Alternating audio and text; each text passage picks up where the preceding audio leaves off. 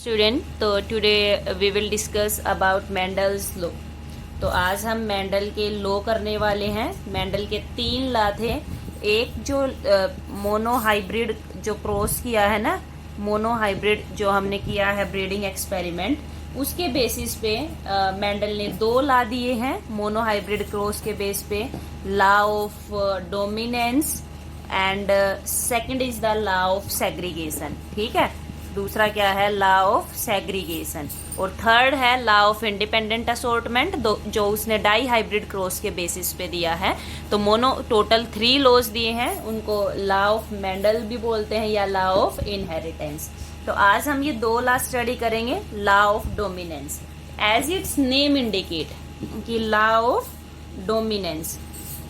तो देखिए law of dominance में क्या होगा, हमें ये तो पता है character that are controlled by factor. Mendel ने जीन यूज ना करके उस टाइम पे क्या वर्ड यूज किया था? फैक्टर। जीन को ही क्या बोलते हैं? फैक्टर। ठीक है, तो कैरेक्टर को कौन कंट्रोल करता है? कैरेक्टर किससे कंट्रोल्ड होते हैं? Character are controlled by discrete unit, और उन डिस्क्रीट यूनिट को हम क्या कहते हैं? फैक्टर। ये जो फैक्टर होंगे, factor occurs in pair. Factor किस में होते हैं? पेयर्स में। जीन किस में होते हैं? पेयर्स में। इन a dissimilar pair of factor, ऐसे डिसिमिलर पेयर मतलब सेम पेयर ना हो। ये जैसे हाइट के लिए है, डिसिमिलर है ना, एक कैपिटल टी है एक स्मॉल टी है, तो वन फैक्टर डोमिनेंट, तो ये कैपिटल टी क्या होता है? डोमिनेंट। ठीक है, and other is recessive. One factor is dominant over the other. ये कैपिटल टी इस स्मॉल टी पे क्या होता है? डोमिनेंट।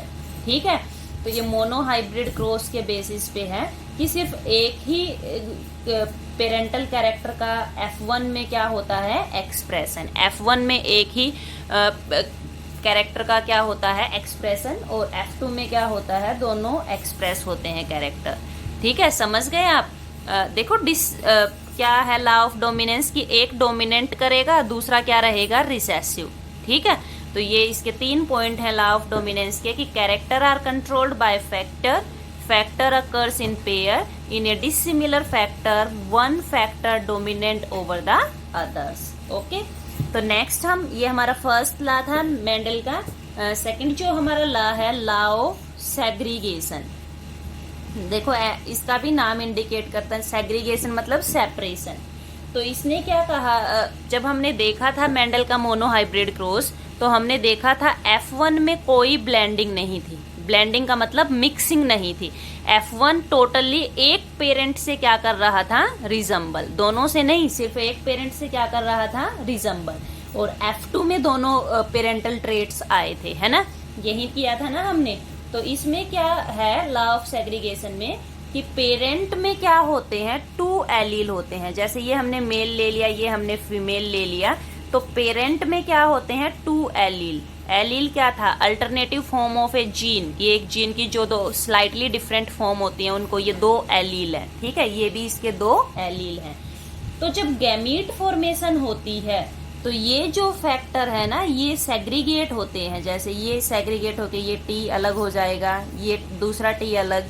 सिमिलर ऐसे ही इसमें ये टी, ये क्या हो जाएंगे? अलग। तो इसमें क्या होगा कि जब parent contain 2 allele during gamete formation, कि पेरेंट में 2 एलील होते हैं जब गैमेट बनते हैं, द फैक्टर और allele of a pair segregate from each other, कि इस टाइप से सेग्रीगेट होता है ये पेयर कि one gamete receive only one of these 2 factor. एक गैमीट के अंदर ये एक ही फैक्टर जाएगा। ठीक है, एक गैमीट के अंदर क्या जाएगा? एक ही फैक्टर जाएगा। ठीक है, तो ये क्या है? Law of segregation. तो जो होमोजाइगस, जैसे ये होमोजाइगस पेरेंट है, तो वो सारे गैमीट कैसे प्रोड्यूस करेंगे? सिमिलर। इसका ये गैमीट भी सेम है, ये गैमीट भी सेम है, ये भी होमोजाइगस पेरेंट है, तो ये गैमीट भी क्या होंगे? सिमिलर। तो होमोजाइगस पेरेंट में कैसे बनते हैं गैमीट? सिमिलर। जैसे ये हिट्रोजाइगस पेरेंट है, तो इसमें डिसिमिलर 2 टाइप के क्या बनेंगे? गैमीट। और दोनों गैमीट में क्या होगा? एक में ये कैरेक्टर होगा कैपिटल टी, दूसरे में क्या होगा? Small T. तो आई थिंक आपको समझ में आ गया लॉ ऑफ सेग्रीगेशन, कि इसका मतलब क्या है कि जो एलील हैं, जो पेयर में हैं एलील, वो कब सेग्रीगेट होते हैं, कब सेपरेट होते हैं, जब क्या होती है गैमीट फॉर्मेशन। क्या बनते हैं गैमीट। और हर गैमीट के अंदर एक क्या जाता है, एक एलील जाता है, दोनों एलील नहीं जाते। दो, जैसे इससे कितने गैमीट बनेंगे, 2 गैमीट बन सकते हैं, 2 गैमीट बनेंगे। ये एक गैमीट है, ये दूसरा गैमीट है, तो एक गैमीट में कैपिटल टी जाएगा, एक गैमीट में स्मॉल टी। मतलब हर एलील के पास क्या होता है 50% चांस होता है किसमें जाने का, गैमीट में जाने का। और अगर होमोजाइगस पेरेंट है, जैसे ये होमोजाइगस है, ये भी होमोजाइगस है, तो इसके सारे गैमीट में क्या होगा कैपिटल टी, इसके सारे गैमीट में क्या होगा स्मॉल टी। तो सारे गैमीट क्या बनते हैं सिमिलर।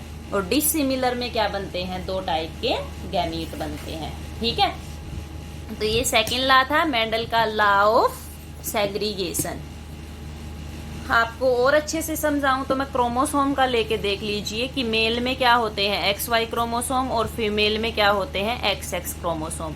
तो जब गैमीट बनता है तो मेल से या तो X जाता है या Y। ये डिसिमिलर हो गया ना, हेटेरोजाइगस हो गया, तो इसमें डिसिमिलर टाइप के गैमीट बनेंगे। इसमें हमेशा जो गैमीट बनेंगे उसमें कौन सा क्रोमोसोम होगा X, तो दूसरा भी X ही बनेगा। अब 50% चांस इसके हैं चाइल्ड में आने के, 50% चांस इसके हैं, 50% इसके, 50 इसके, इनमें तो कोई आएगा तो एक X ही फीमेल की तरफ से।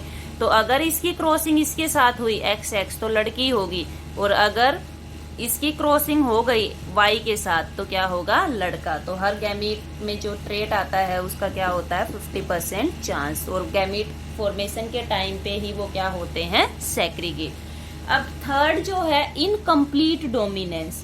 थर्ड क्या है इनकम्प्लीट डोमिनेंस। देखियो ये डिफरेंट है। हमने क्या देखा था, जो F1 जनरेशन थी उसमें सारे क्या थे टोल।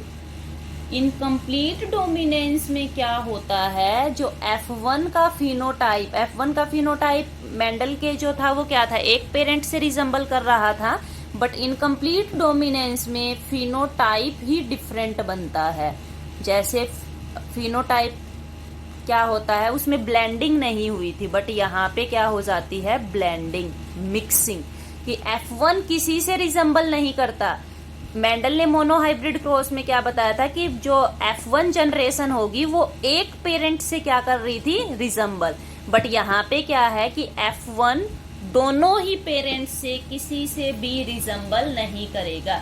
एग्जाम्पल लेते हैं हम डॉग फ्लावर का। किसका, डॉग फ्लावर का। इसका साइंटिफिक नेम होता है एंटीरिहिनम, या फिर हम इसको स्नैप ड्रैगन भी बोलते हैं। क्या बोलते हैं, स्नैप ड्रैगन। तो ये एग्जाम्पल है इनकम्प्लीट डोमिनेंस का। ये क्रॉस करवाई जिसमें ये कैपिटल आर ये रेड फ्लावर के लिए है। किसके लिए है, रेड। स्मॉल आर ये व्हाइट फ्लावर के लिए है। ठीक है, जब F1 जनरेशन करवाएंगे तो हमारा ये एक यहाँ से कैपिटल आर, यहाँ से क्या आएगा स्मॉल आर, तो ये F1 जो थी वो पिंक। F1 ये फिनोटाइप जो है पिंक, ये डिफरेंट है ना, क्योंकि हमारे पास तो 2 फिनोटाइप थे, एक तो रेड फिनोटाइप था, एक व्हाइट फिनोटाइप था। और हमने मेंडल के अकॉर्डिंग क्या था कि F1 एक पेरेंट से रिजेंबल जरूर करेगा। उसमें जैसे टोल थे तो वो टोल वाले से रिजेंबल। अब यहाँ पे क्या हो गया, F1 जो जनरेशन आई वो क्या थी, टोटली डिफरेंट थी। F1 किसी से रिजेंबल नहीं कर रहा था, इन दोनों के बीच का था, ब्लेंड होके बना है, कैपिटल आर और स्मॉल आर से पिंक कलर का बन गया। तो फिर जब हमने इनकी सेल्फिंग करवाएंगे कि अब F2 में क्या करते हैं F1 का सेल्फ क्रॉस, तो जब हम ऐसे करते हैं कैपिटल आर स्मॉल आर, यहाँ पे कैपिटल आर स्मॉल आर, तो ये कैपिटल आर बनेगा, ये capital R small R, capital R small R small R small R. तो यहाँ पे कैपिटल आर क्या बनाएगा, रेड 1:2:1, तो ये रेड। और कैपिटल आर स्मॉल आर क्या बनाएगा, पिंक। और स्मॉल आर क्या बनाएगा, व्हाइट बनाएगा, है ना, ऐसे ही बनेगा ना। तो ये जीनोटिपिक रेशियो है इसका, और यही इसका क्या हो गया फिनोटिपिक रेशियो। और उसमें फिनोटाइप रेशियो क्या था 3:1, क्योंकि 3 क्या थे टोल थे और 1 क्या था ड्वार्फ। बट इसमें ऐसा नहीं है। तो इनकम्प्लीट डोमिनेंस में क्या होता है कि F1 हैड ए फिनोटाइप, जो F1 का जो फिनोटाइप होगा that did not resemble either of to parents, कि किसी से रिजम्बल नहीं करता बल्कि उसके बीच का होता है, ये क्या है इनकम्प्लीट डोमिनेंस। और इसका जीनोटिपिक और फिनोटिपिक रेशियो क्या रहेगा, सेम। देखिए ये कैपिटल R है पेरेंटल जनरेशन में, आप मेल ले सकते हो या फीमेल ले सकते हो। स्मॉल r क्या बनाता है, व्हाइट फ्लावर। जब यहाँ से गैमीट बनेंगे तो एक कैपिटल R, दूसरा भी R ही बनेगा कैपिटल, यहाँ से स्मॉल r। F1 जनरेशन सारे फ्लावर कैसे हैं, पिंक। तो ये तो बीच का हो गया इन दोनों के, किसी से रिजम्बल नहीं किया, और इसी को क्या बोलते हैं, इनकम्प्लीट डोमिनेंस।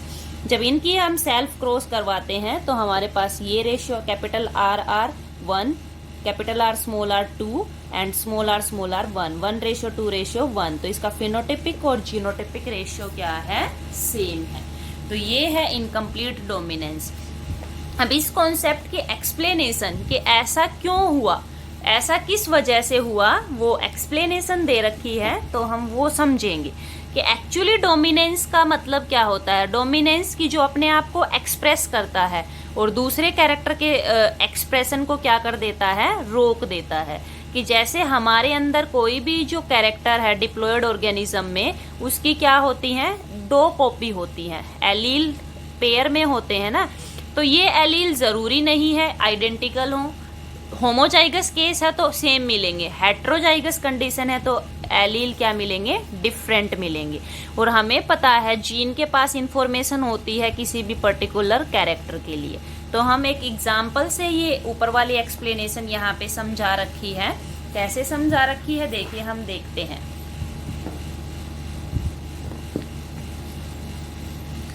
तो ये कैसे एक्सप्लेन कर रखा है, चलो हम देखते हैं एक बार। कि हमने कि एक कोई भी आप जीन ले सकते हो, उसके पास इंफॉर्मेशन है कोई एंजाइम बनाने की, और इस जीन की क्या है, 2 कॉपी है।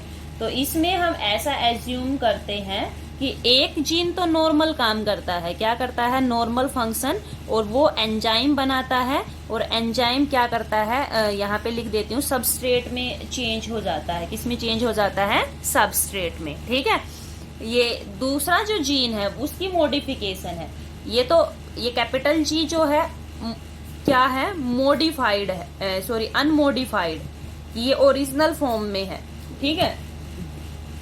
और ये जो दूसरा है ये क्या है, अनमॉडिफाइड है, ठीक है।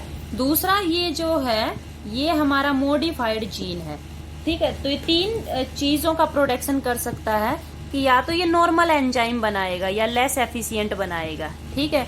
सेकंड केस है नॉन फंक्शनल एंजाइम बनाएगा, कैसा बनाएगा, नॉन फंक्शनल।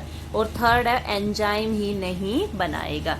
तो देखिए ये जो एक जीन है ये नॉर्मल है, एंजाइम बना रहा है, एंजाइम सबस्ट्रेट बना रहा है। जो मॉडिफाइड जीन है उसकी 3 पॉसिबिलिटी है, वो 3 चीजें बना सकता है।